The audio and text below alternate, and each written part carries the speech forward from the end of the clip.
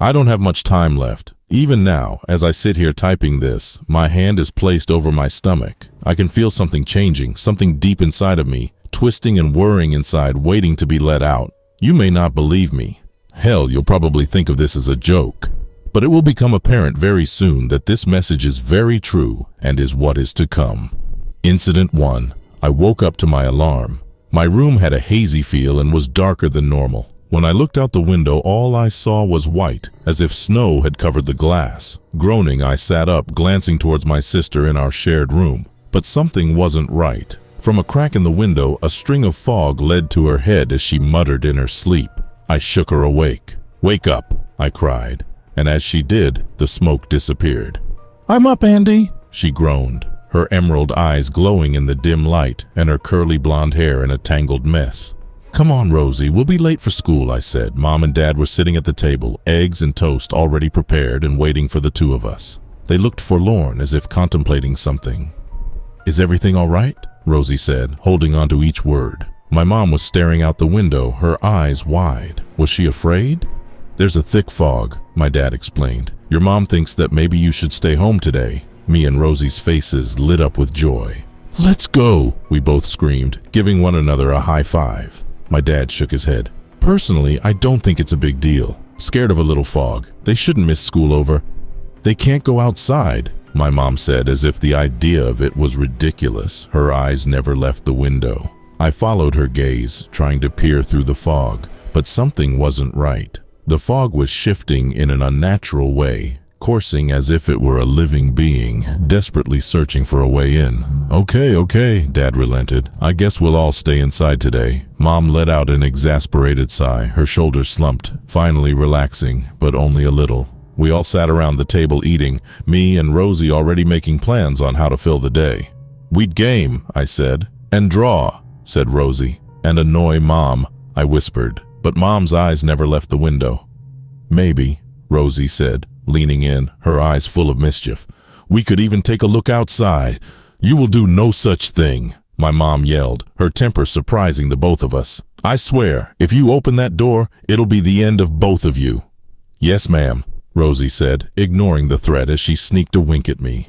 Our day was filled with fun, running around the house, fighting one another, playing with each other, and annoying our parents. "What a perfect day," Rosie said with an exasperated sigh, as if we'd spent the whole day working. "Maybe this fog is a blessing," I said with a chuckle, but my mom did not agree. Her long dark hair slumped over her head as she continued to stare out the window. "What's wrong with Mom?" Rosie asked quietly. "Dunno, maybe she saw something outside?" "Something? I heard that fog like this can mean there's a monster nearby," I whispered. "No way, you're just trying to scare me." Rosie punched my arm.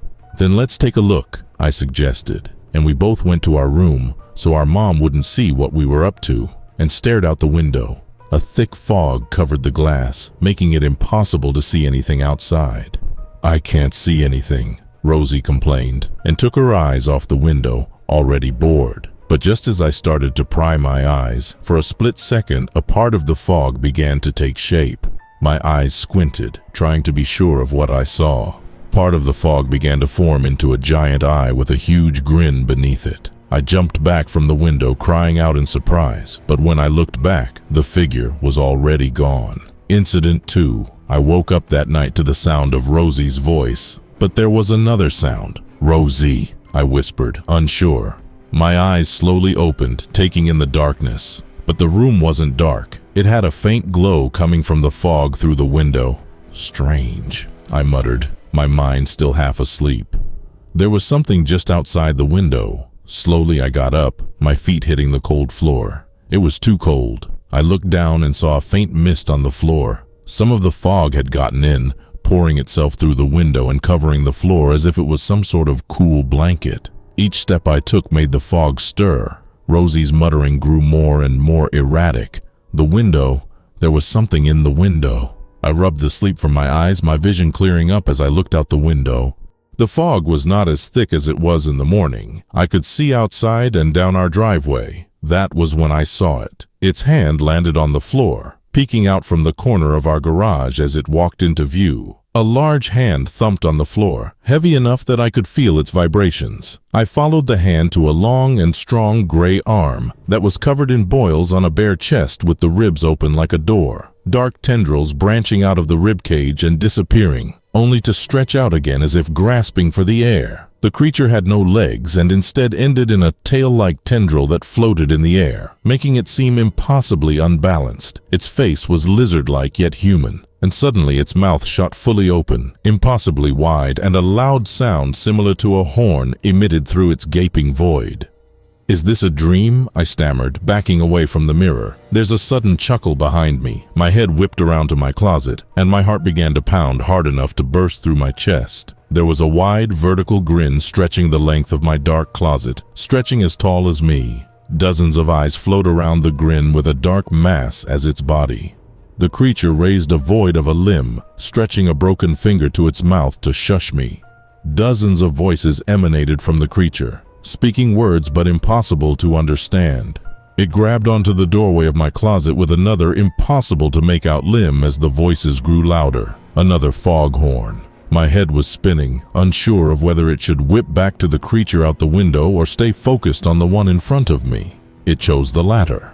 Slowly, the creature began to emerge from my closet, pulling its body out with its limbs growing longer to let the rest of itself out. My room was becoming darker, as it was pulling the fog from outside into the room, and where its hand hit, a giant hole was left behind. All around it was a fog, thicker than ever. In front of me was the creature, its grin moving with its loud talking, and from the fog more limbs began to emerge. It grew eyes and mouths, all grinning like the one in front of me. There was nowhere to go. Rosie was knocked out on her bed and my parents were asleep as well. I had no one else to scream to for help. I took a step back, my back hitting the wall, but the creature in front of me was moving towards me, and I had to choose between them. And then I thought of what Mom had said and what I'd seen outside, and I didn't have a choice but to run towards the window. But the creature grabbed me, its hands holding onto my head as it stretched from the closet, and its dozens of eyes looked down at me. "No," it said in a childlike voice. "Please don't go." Incident 3. There was no way I could have escaped. Every time I tried to leave, I would simply end up in another room with another creature. They could appear in front of me whenever they wished and corner me wherever I ran. I was in the living room now, but I had no memory of getting here. My eyes widened as the room began to darken. Every one of them, 7 creatures in all, was standing in the corner of the room. They all grinned at me, saying nothing. That was when they began to sing. The song was hauntingly beautiful and filled with a deep sadness. It was a song of a world long gone and a child who had lost everything. Incident 4. I had begun to lose my mind. Their singing never ceased and the fog never left, and they never did anything but stand there, not letting me move and holding my eyes hostage. Eventually, I found myself sitting in a closet in our house. It was not a large closet, so I had to sit hunched over in the fetal position. For the entire time, the song never stopped, and the creatures never moved. Their limbs and bodies never disappeared or changed. And every night, I would hear one of my family members die, followed by the sound of their voice. Incident 5. This was my final message.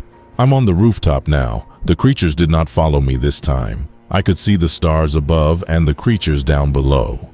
I realized they could never leave the fog, and as long as they remained in it, they were confined to my house. This was my way of escape, and I was so sure of it. I was on the edge, staring down into the abyss below, ready to jump to end it all. I'll be free. Maybe one day you can come and find me. The moment I hit send, I made my jump.